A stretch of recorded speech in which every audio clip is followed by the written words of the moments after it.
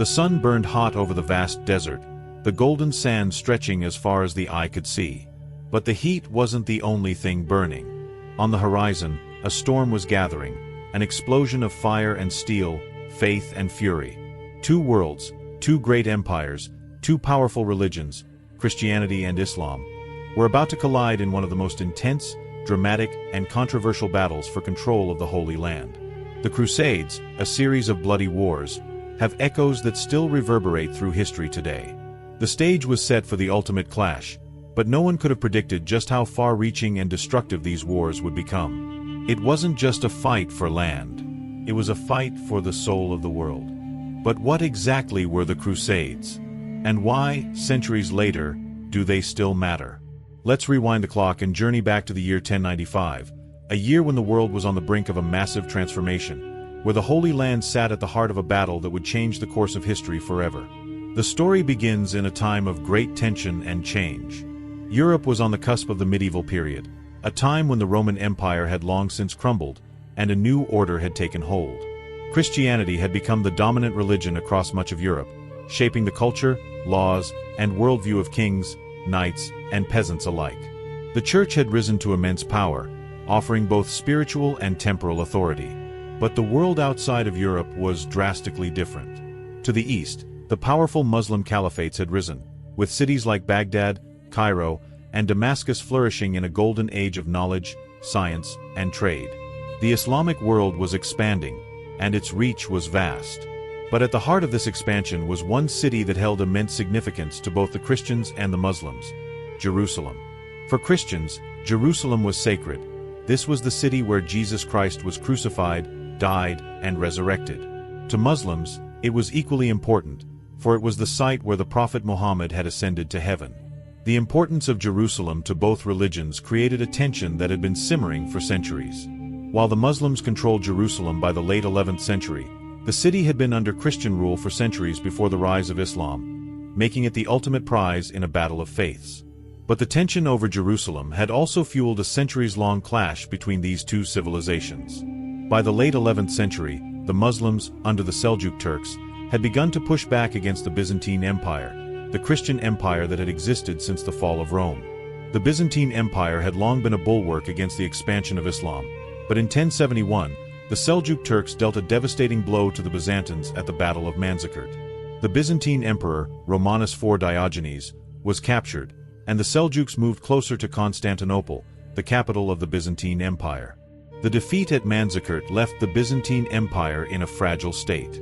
It lost much of its territory to the Seljuks, and the Byzantine Emperor Alexios I Komnenos saw the threat from the expanding Muslim forces as a dire danger to his realm. Desperately in need of assistance, Alexios turned to the west for help. He sent a plea for aid to Pope Urban II in Rome, requesting soldiers to come and defend the Christian East from the growing threat of Muslim forces. Pope Urban II was faced with a dilemma. The Christian world was divided, fragmented by feuds between the monarchs of Europe. The papacy itself had lost some of its power, and the Church was struggling to unify Europe under one banner. However, Urban saw an opportunity in the Byzantine emperor's request. Not only could he help his fellow Christians, but this was also a chance to reassert the authority of the papacy and unite the Christian world under the Pope's leadership. In 1095, Pope Urban II summoned a council at Clermont, in central France. There, before a crowd of thousands, including bishops, nobles, and knights, Urban delivered a speech that would change the course of history. His words were filled with religious fervor, invoking the suffering of Christians in the Holy Land, and calling on the assembled audience to take up arms in what he called a holy war to liberate Jerusalem and defend Christendom. He promised that anyone who joined the crusade would have their sins forgiven, a promise of salvation that would be irresistible to many. God wills it. Urban's rallying cry echoed through the crowd, setting hearts ablaze with zeal. The idea of a religious war was not new, but Urban's vision of reclaiming the Holy Land for Christ had an electrifying effect. Thousands of knights, peasants, and common men who had been yearning for a cause to rally around suddenly had a mission. An opportunity to fight for God, to reclaim what had been lost, and to achieve eternal glory in the process. The call for the crusade was answered with an overwhelming response. From every corner of Europe, men began to gather in armies. Peasants with little more than pitchforks and farmers' tools, knights in shining armor, and nobles eager to assert their dominance.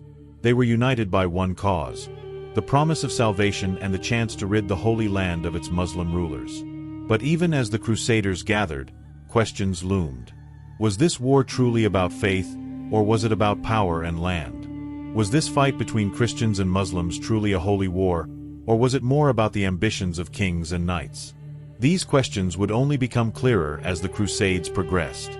The First Crusade was no ordinary war. It wasn't just a military campaign. It was a journey that would test the will and endurance of all who participated. The armies that set out in 1096 did not know what awaited them. The journey to the Holy Land would be long, arduous, and filled with obstacles. They would cross hostile lands, face unimaginable hardships, and endure the harsh realities of medieval warfare. But they were driven by something far greater than mere survival: a belief in their divine mission.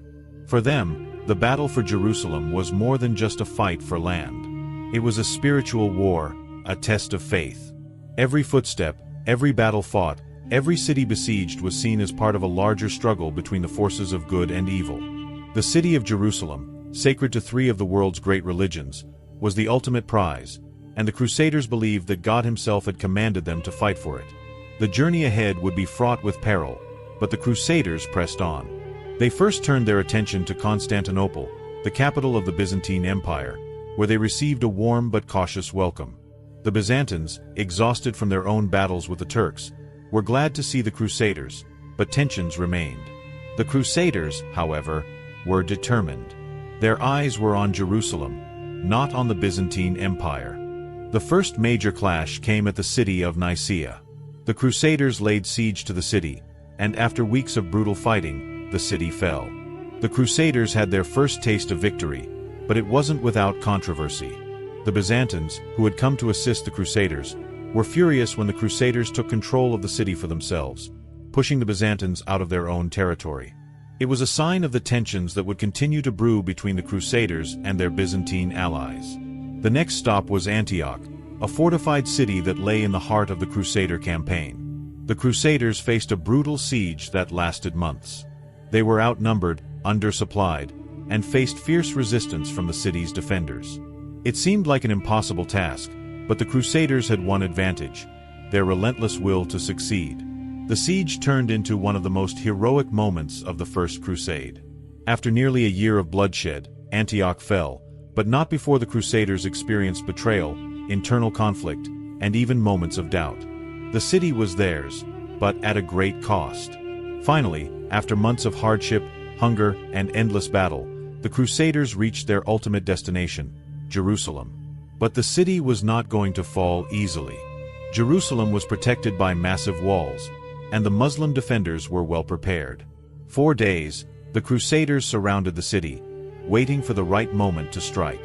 The atmosphere was tense, and as the final siege began, the Crusaders prepared themselves for what would be a defining moment in history. The siege of Jerusalem was unlike anything the Crusaders had ever faced. They fought with everything they had: swords, arrows, and sheer determination. On July 15, 1099, after weeks of intense fighting, the Crusaders breached the city walls. What followed was one of the bloodiest moments of the Crusades. The Crusaders poured into the city, massacring the defenders and slaughtering anyone who stood in their way, regardless of religion. The streets of Jerusalem ran with blood. Christians, Jews, and Muslims alike were killed in the chaos. The city was finally theirs, but it came at a terrible cost. The First Crusade had ended with a massive victory for the Christian forces. Jerusalem was in Christian hands, and a number of Crusader states were established in the region. But the victory was only temporary. The Muslim world, wounded but not broken, would soon rise again. As the Crusaders set up their kingdoms in the Holy Land, the stage was set for even more battles. And so began a conflict that would rage for nearly 200 years, filled with shifting alliances, betrayals, and bloodshed. The Crusades had only just begun, and the world would never be the same.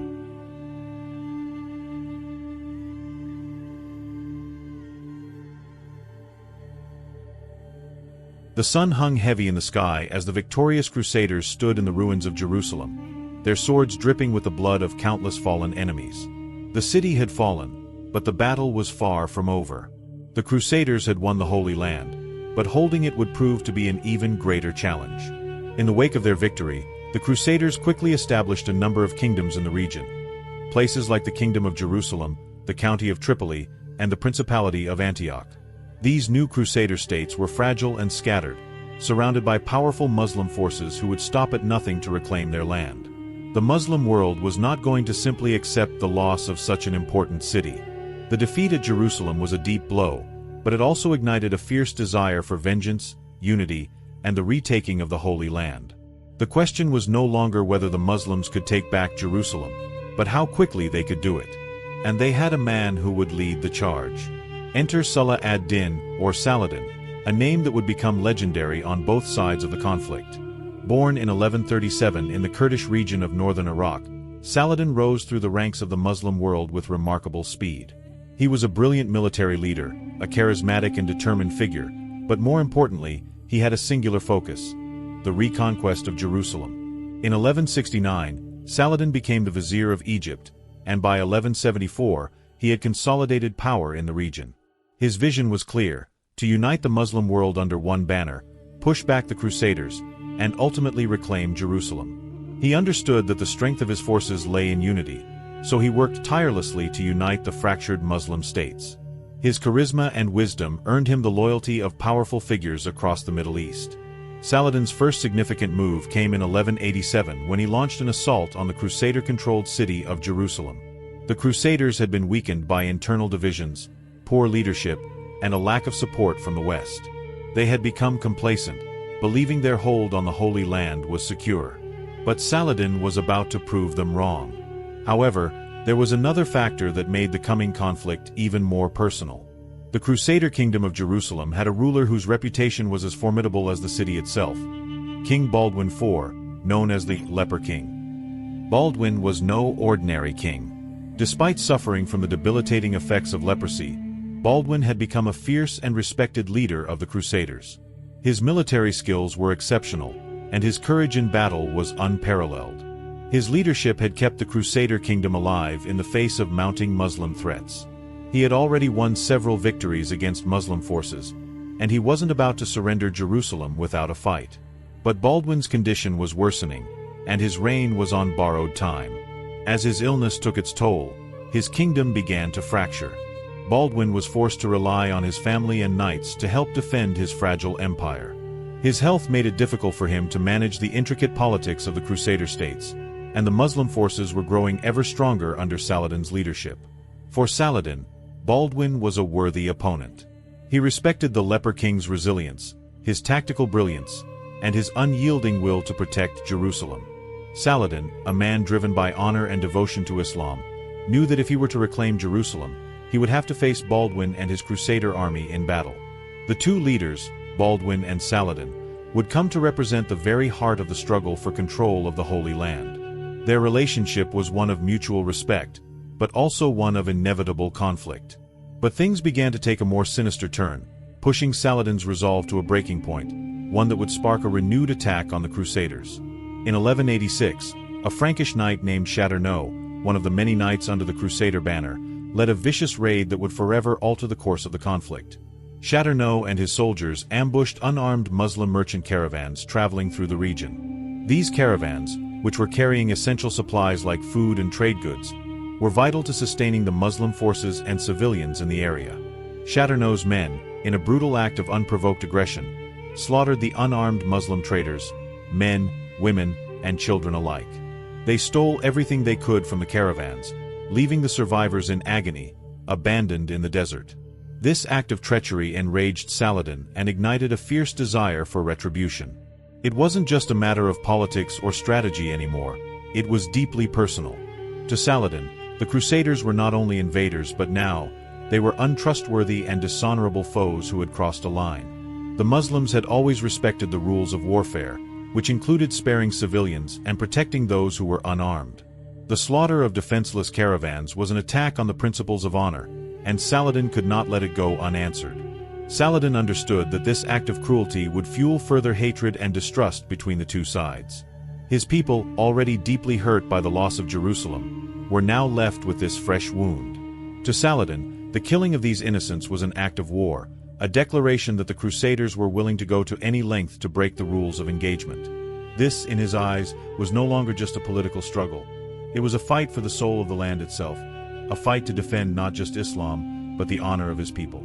In response to the slaughter of the caravans, Saladin launched a series of devastating raids on Crusader-held territory. His army, now more unified and determined than ever, struck with deadly precision. Saladin's forces swiftly took control of several Crusader fortresses, sending shockwaves throughout the region. With each victory, Saladin's resolve to retake Jerusalem grew stronger. He was no longer just reacting to a loss. He was now fighting a righteous war for the honor of his people, and he was determined to see it through. Meanwhile, the Crusaders, though still in control of Jerusalem, began to feel the weight of Saladin's renewed offensive. King Baldwin IV, already weakening from his battle with leprosy, could do little to stop the onslaught. His forces, divided and struggling, couldn't match the coordinated attack Saladin was launching. Baldwin knew that Saladin was coming for Jerusalem once more, and his time was running out. As the Crusader forces scrambled to regroup, Saladin's relentless campaign continued. The attacks on the Crusader states intensified, and his army, now battle-hardened and unified under his leadership, closed in on Jerusalem. The stage was set for a final showdown, a battle that would determine the fate of the Holy Land once and for all. When Saladin reached the gates of Jerusalem in 1187, he was a man driven by more than just military strategy. He was fueled by a personal sense of justice, an unwavering resolve to avenge the slaughter of innocent Muslims. His vision of reclaiming Jerusalem was now inseparable from the memory of those he had lost in the caravans, and the desecration of the sacred land that had sparked this renewed conflict. On October 2, 1187, after a long and exhausting siege, Jerusalem fell. Saladin's forces breached the city's defenses, and the Crusaders, worn out and divided, could do little to stop him. But Saladin, ever the diplomat, offered the defenders of the city terms of surrender. Rather than unleashing a massacre, Saladin allowed the Christians in the city to leave safely, ensuring their protection as they left Jerusalem. The city, once again, was under Muslim control. The fall of Jerusalem was a monumental moment. For the Muslims, it was the culmination of decades of effort. For Saladin, it was the vindication of his honor. The Crusaders had violated the rules of war, and Saladin had responded in kind, not just with military might, but with honor, compassion, and a sense of justice. His actions were not just about reclaiming land, they were about restoring a sense of dignity to his people. For the Christians, the loss of Jerusalem was a devastating blow. The city they had fought so hard to control was now in Muslim hands, and the path to reclaim it would be long and fraught with even greater challenges. Saladin's victory marked a turning point in the Crusades. It wasn't just a military defeat for the Crusaders, it was a moment that would galvanize the West, leading to the Third Crusade. The fight for Jerusalem, and the fate of the Holy Land, was far from over. As the Crusaders began to prepare for the next phase of the war, one thing was certain: the battle between Saladin and the Crusaders would continue. The war was no longer just about land or religious dominance. It had become a personal vendetta, a fight between two men who had earned each other's respect, but who were destined to be locked in eternal conflict over the most sacred city in the world. The stage was set for even more intense battles, shifting alliances, and the struggle for the soul of the Holy Land itself.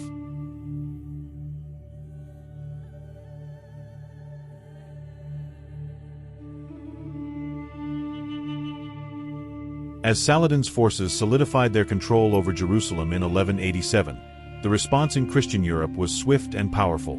The news of the city's fall sent shockwaves across the continent.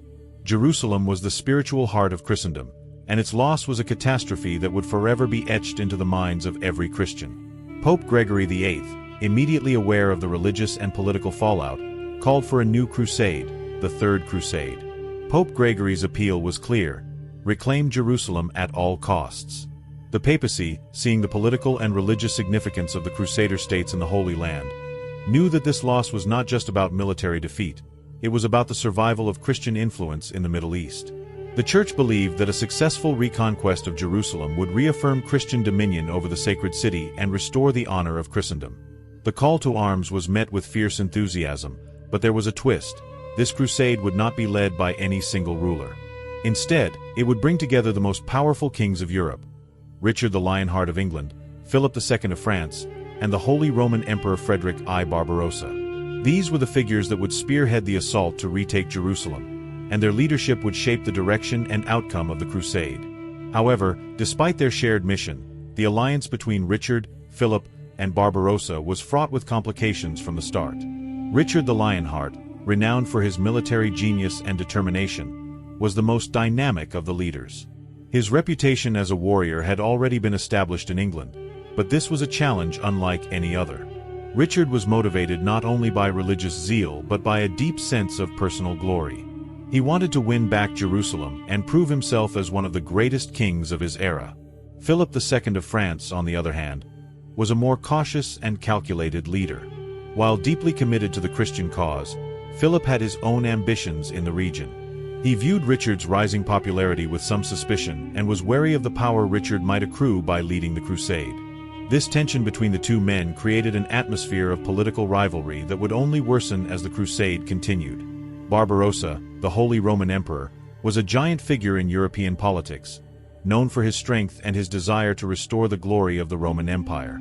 However, his participation in the crusade was tragically short-lived.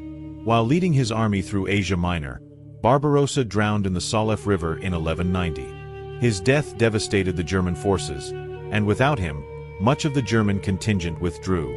The loss of Barbarossa was a blow to the crusade, and it further shifted the balance of power toward Richard and Philip, though it left them with the burden of ensuring the success of the mission without a unified command.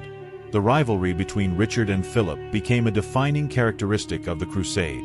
Philip's departure from the Holy Land in 1191, just as the Crusaders were closing in on Jerusalem, was a pivotal moment.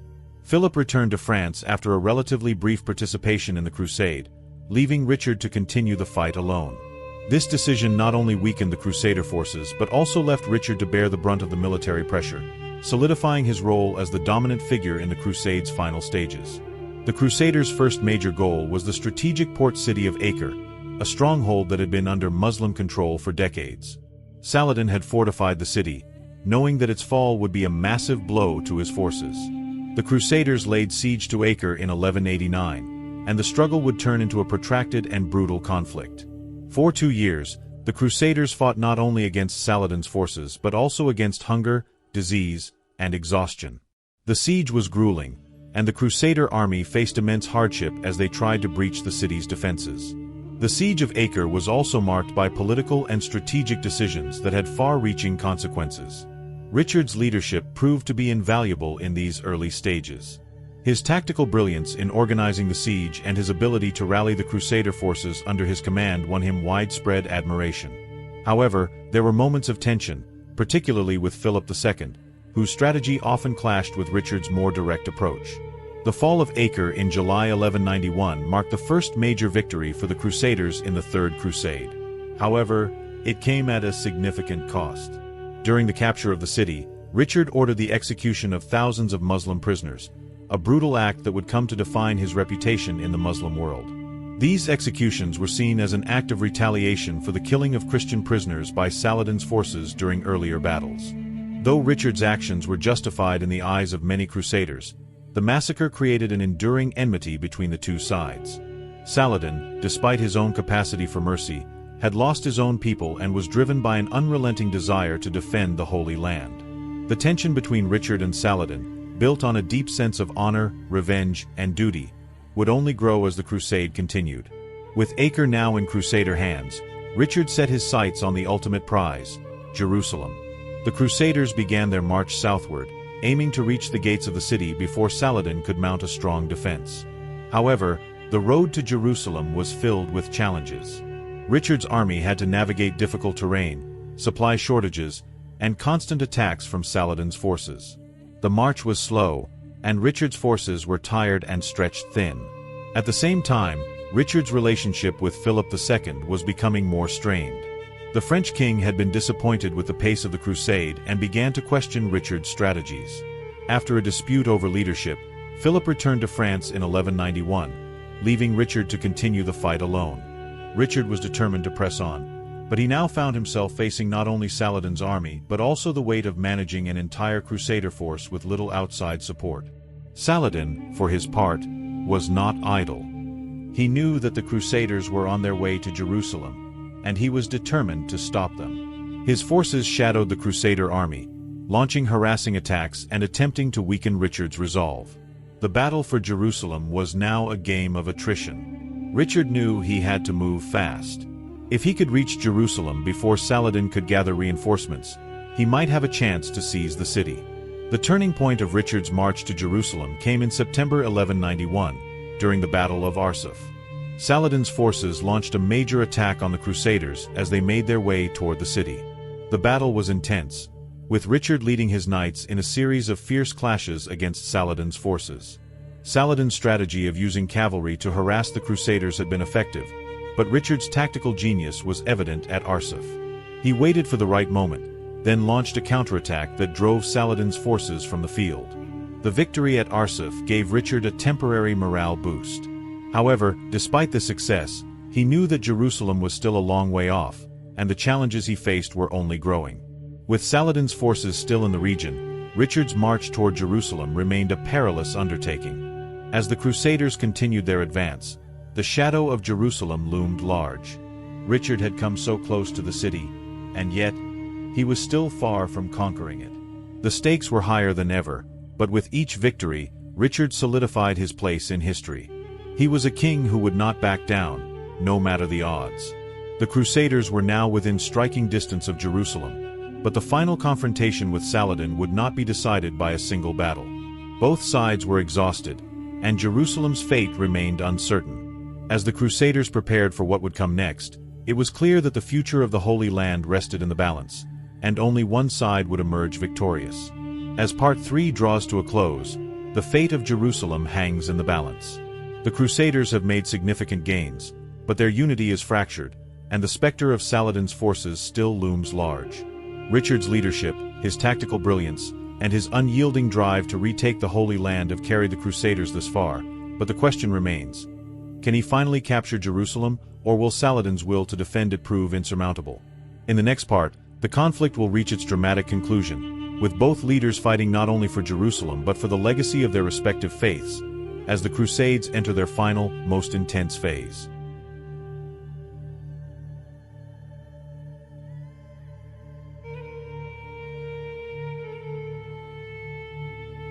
With Acre firmly in Crusader hands, Richard turned his gaze southward, toward the ultimate prize, Jerusalem. The conquest of the Holy City was now within their reach, but the path was neither straightforward nor easy. The road to Jerusalem would test the Crusaders in ways they had never anticipated. Saladin, though having lost the key port city of Acre, was far from defeated. His forces, though weary, were still a formidable force. He was not merely a man of military strength.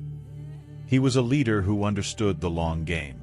Saladin's strategy was to delay the Crusaders, harass their supply lines, and take advantage of the terrain to wear them down. While Richard pushed forward, Saladin's forces continually shadowed them, launching skirmishes to weaken the Crusaders' resolve. The desert climate, the scorching heat, and the rugged terrain further slowed Richard's advance, causing frustration among the Crusaders. Saladin's brilliance as a military leader cannot be overstated. While Richard's forces were larger and had superior siege tactics, Saladin excelled in tactics that did not require direct confrontation. His small, highly mobile forces would strike at Crusader supply caravans, raid water sources, and make surprise attacks at night. Saladin's troops knew how to use the landscape to their advantage, slipping through gaps in the Crusader lines and retreating to the cover of the desert. He used the psychological toll of these constant attacks to chip away at the Crusader morale. It was a war of attrition, and Saladin knew how to make every day of the Crusaders' march toward Jerusalem feel like an unbearable strain. While Saladin was relentless in his harassment, the Crusaders were fighting not only a military opponent but also their own internal struggles. The absence of Philip II and the death of Frederick Barbarossa had left Richard as the de facto leader of the Crusade. This was a monumental responsibility, one that weighed heavily on Richard's shoulders. The pressures of leadership were intense. His decisions were scrutinized by noblemen, commanders, and even the soldiers who followed him into battle. There was constant friction among the Crusader factions, with some nobles believing they deserved more recognition, others questioning Richard's strategies, and some wondering if the crusade was worth the cost. Richard's diplomatic skills were tested as well. While he was a master tactician on the battlefield, he was also a shrewd negotiator. He attempted to ease tensions within the Crusader ranks by engaging in diplomatic measures. Richard sent envoys to Saladin, hoping for a truce or to discuss terms for peace. He recognized that while Jerusalem was the ultimate prize, the price of continued war might be too steep for both sides. However, Saladin, having seen so much of his forces already lost, was not prepared to surrender. The harsh realities of war made meaningful diplomatic discussions difficult, and Richard's negotiations only went so far. The journey southward from Acre to Jerusalem was not only difficult because of Saladin's constant harassment, but also because of the immense physical challenges that Richard and his army faced. The Crusaders had to contend with the harsh desert environment, searing heat during the day, cold nights, and an unforgiving landscape. This physical toll was compounded by the logistical challenges of the crusade. Supplies were scarce, food was running low, and the Crusader army was severely undersupplied. The troops began to suffer from exhaustion, dehydration, and disease. Dysentery, a common affliction in armies of the time, began to spread through the ranks, weakening the Crusaders further. The soldiers were demoralized, and Richard knew that he needed to keep the momentum moving forward if they were to succeed. Even as Richard pushed forward, Saladin continued his strategy of hit-and-run tactics. His cavalry, light and mobile, would strike at the Crusader supply lines, depriving them of food, water, and other essential provisions. This constant disruption delayed the Crusaders' progress, wearing down their spirits and weakening their resolve. Saladin's forces were not as large, but they knew how to strike when the Crusaders were most vulnerable, further contributing to the psychological toll on Richard's army. The Crusaders' morale, which had been buoyed by their victory at Acre, began to falter. The tension between Richard and his remaining Crusader allies, particularly over strategy, began to show. Some of the Crusader leaders wanted to focus more on sieging small towns and forts, while others pushed for an immediate and direct assault on Jerusalem.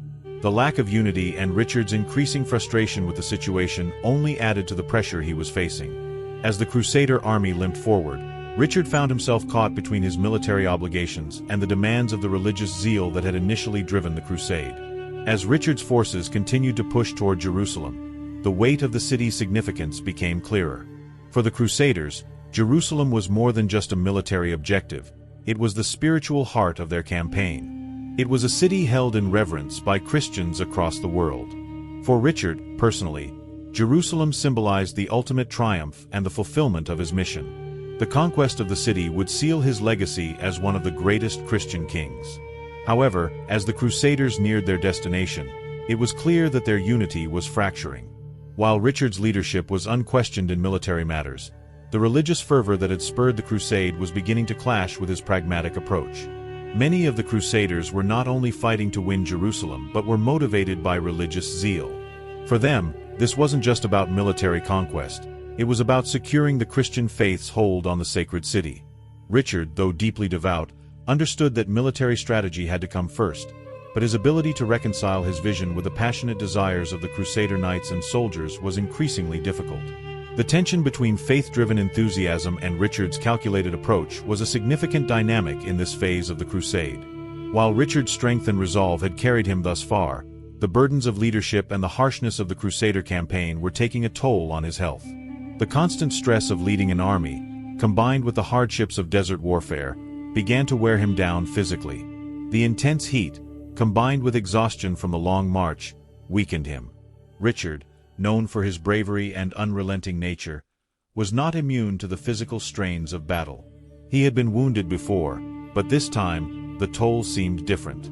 His health deteriorated slowly, and the weight of the campaign began to manifest in his body. Richard's personal struggles were exacerbated by the demands of the crusade. He had to make decisions that impacted thousands of lives, and he knew that the longer the campaign stretched on, the more likely it was that he would face an insurmountable setback. Richard, who had been at the head of his army since the start of the crusade, was now burdened by not just the military and diplomatic challenges, but by the physical reality of leading a tired and weary force. Though he had earned a reputation for his strength of will and military brilliance, Richard was only human. His leadership would be tested like never before as he faced the combined challenges of Saladin's relentless pressure, the ongoing fatigue of the Crusaders, and the looming prospect of Jerusalem's defense. Richard's march toward Jerusalem was as much a psychological battle as a physical one. Both sides were exhausted, and as the Crusaders approached the gates of the city, they knew that the final confrontation was coming. Saladin's forces continued to harass the Crusaders, forcing Richard to stay on constant alert. The prolonged siege mentality, with constant skirmishes and the exhaustion of the Crusaders, made each step toward Jerusalem feel like an eternity. Meanwhile, Saladin's leadership continued to inspire his forces. Despite the fatigue, he was a master of resilience and maintained morale among his soldiers through his own steadfastness. Saladin's strategy of psychological warfare, to make the Crusaders question whether the pursuit of Jerusalem was worth the cost, was playing out. For Richard, the battle for Jerusalem had become a test of endurance. How much longer could his army hold out? The tension between military strategy, religious fervor, and personal toll reaches its peak. The Crusaders are closing in on Jerusalem, but their strength is failing.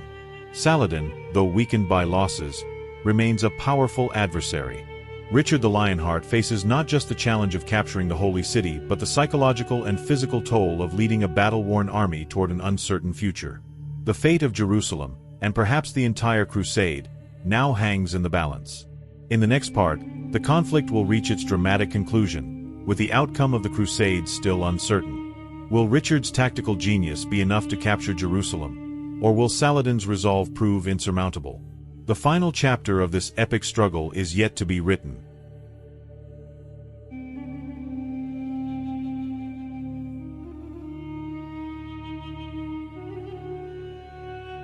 The final chapter of the Third Crusade arrives not with a dramatic, decisive battle but with a weary recognition that the war for Jerusalem cannot be won by force alone. Both sides, exhausted by years of conflict, hunger, and suffering, began to understand that neither could achieve their goals through continued bloodshed. As Richard the Lionheart and Saladin stood at the crossroads of history, they both knew that the fate of Jerusalem, and of their own legacies, would not be sealed by a single victory on the battlefield. By the time Richard reached the walls of Jerusalem, the Crusader army had been battered by years of continuous war, and the city's capture seemed more out of reach than ever. Richard, once an unshakable leader, now faced the reality of leading an exhausted, dwindling force. His men were weary from the endless march, and the toll of constant harassments from Saladin's forces weighed heavily on them. The famed siege mentality had taken its toll on morale, and even Richard, who had led them through countless trials, began to feel the weight of the Crusade's exhaustion. On the other hand, Saladin, though he had fought fiercely to defend Jerusalem, was also faced with the ever-growing costs of war. His army had been pushed to its limits, and while he was still capable of strategic brilliance, he too understood that prolonged conflict would only lead to further losses. Both sides were trapped in a war of attrition, with the eventual realization that the war for Jerusalem had reached its physical and emotional limits. Despite the Crusaders' initial successes and Richard's brilliance on the battlefield, there was no realistic way to seize Jerusalem without more reinforcements and resources. For Richard, the decision was an agonizing one. He could continue the siege, but that could mean months, if not years, of more destruction and suffering. Alternatively, he could choose negotiation and diplomacy, acknowledging that Jerusalem could not be taken by force alone. The siege of Jerusalem, once a beacon of hope for the Crusaders, now seemed too costly to continue indefinitely. After months of mounting pressure, Richard sent emissaries to Saladin to discuss the possibility of a truce. The two men, who had fought fiercely for years, now found themselves in the uncomfortable position of having to negotiate a settlement. Jerusalem, the heart of the Crusade, still lay at the center of their struggle.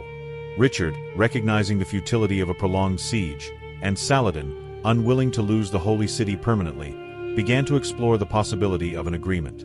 The terms of the truce were harsh but realistic.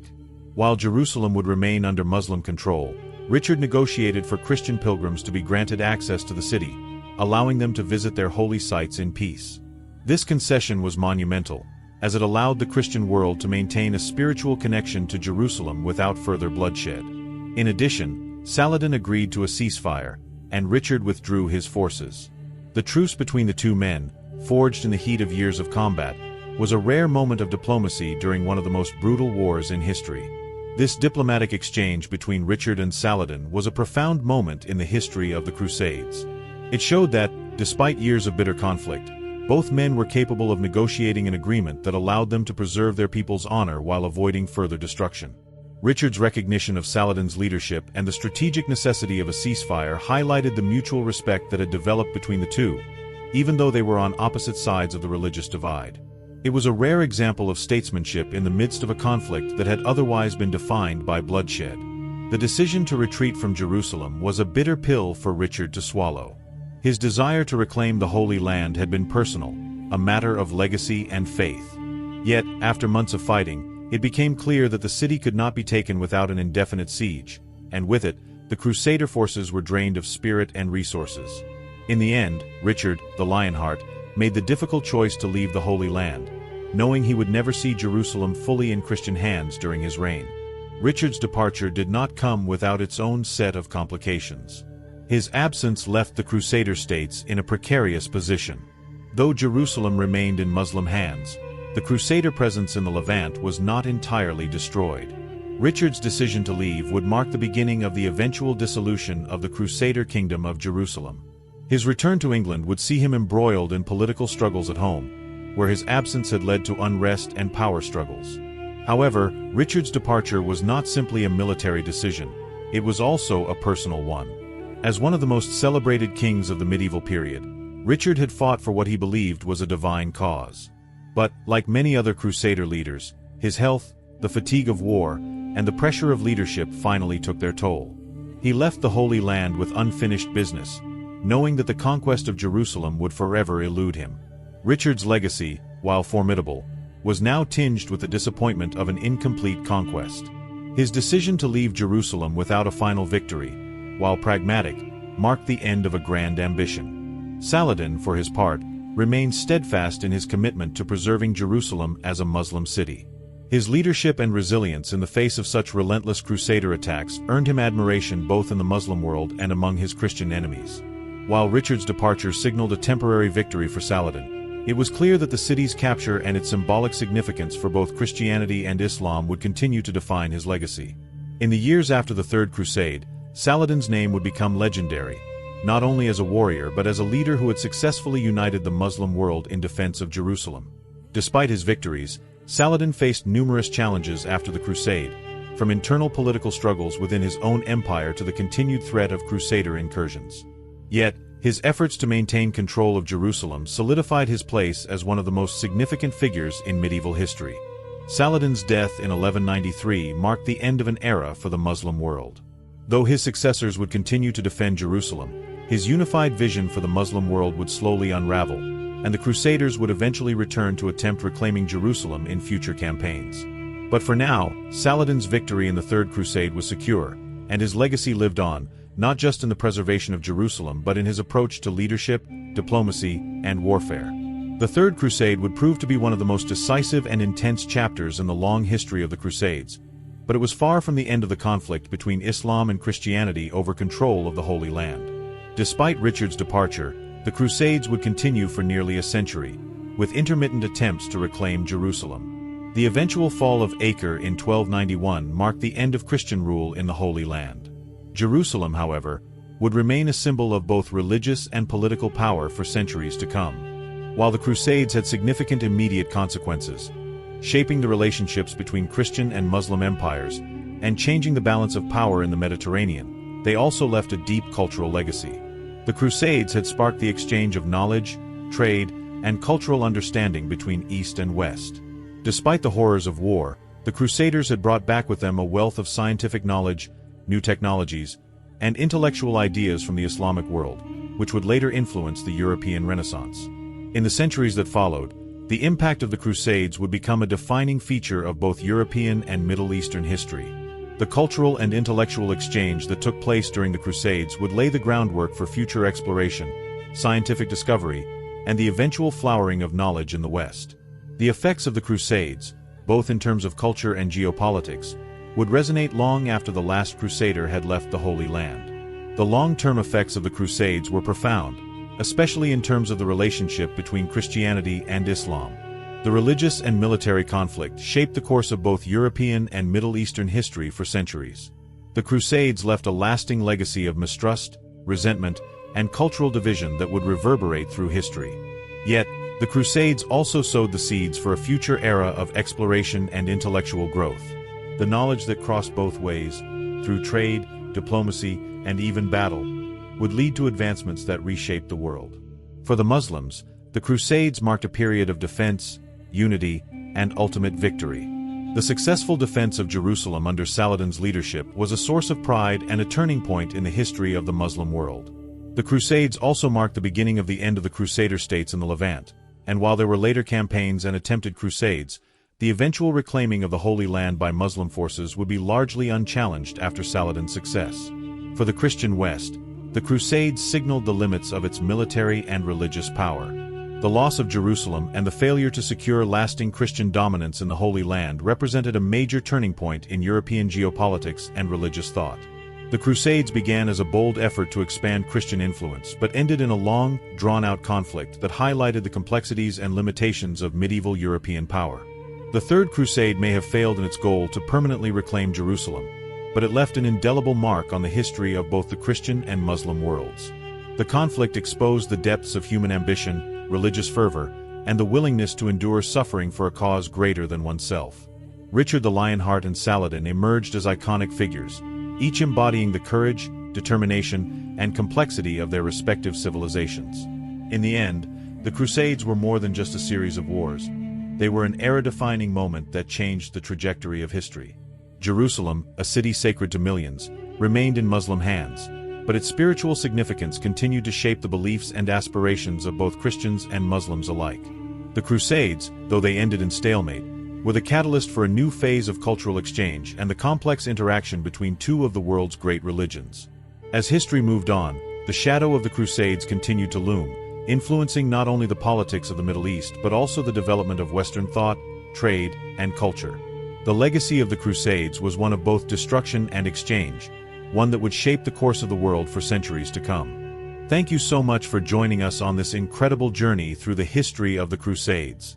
If you enjoyed the story and want to dive even deeper into the epic battles and untold legacies of this time, make sure to hit that like button and subscribe for more thrilling historical content. Your support means the world. Until next time, stay curious and keep exploring the past with us.